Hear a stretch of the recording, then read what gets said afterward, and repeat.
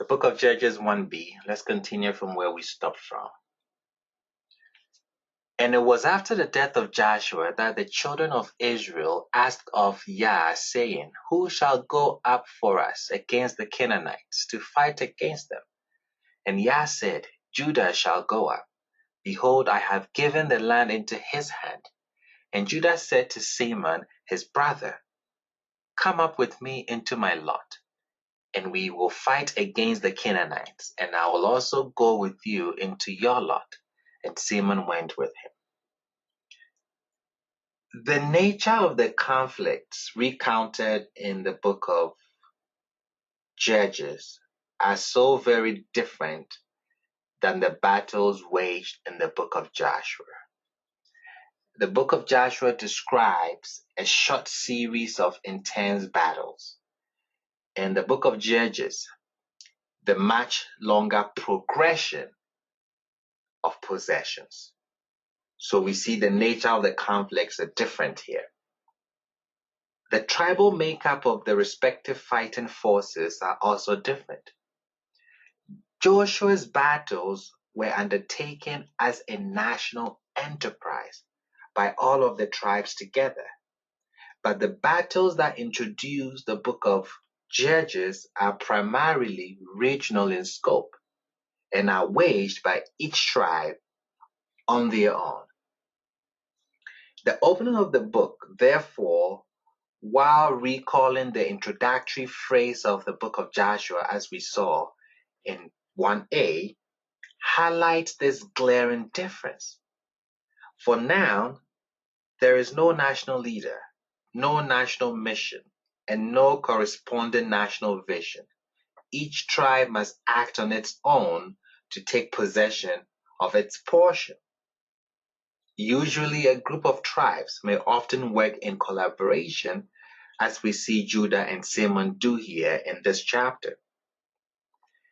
There is also, of course, another important difference between the openings of the two books.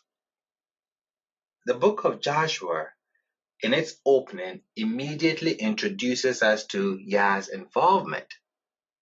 We read, And it was after the death of Moshe, the servant of Yah, that Yah said to Joshua. It begins immediately by introducing us to Yah's involvement. Yah is speaking to Joshua. While the book of Joshua introduces us to Yah's involvement, this book, the book of Judges, already begins from a point of greater divine obscurity. Here, there is no prophet that communicates Yah's word to the people directly. Yah has not selected and appointed an individual who is inspired to speak on his behalf. Instead, the people must inquire of him, an expression that indicates the consultation of the stones of the high priest's breastplate, as seen in Numbers 27. Let's read. Moshe spoke to Yah, saying, Let Yah, the Elohim of spirits of all flesh, appoint a man over the congregation, who will go forth before them and come before them, who will lead them out and bring them in, so that the congregation of Yah will not be like sheep without a shepherd.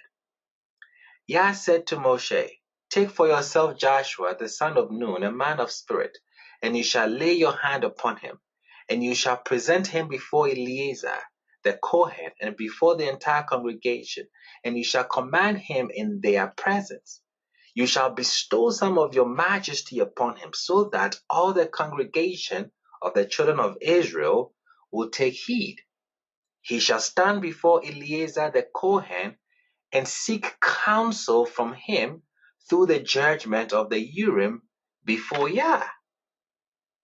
By his word they shall go, and by his word they shall come, he and all Israel with him, and the entire congregation.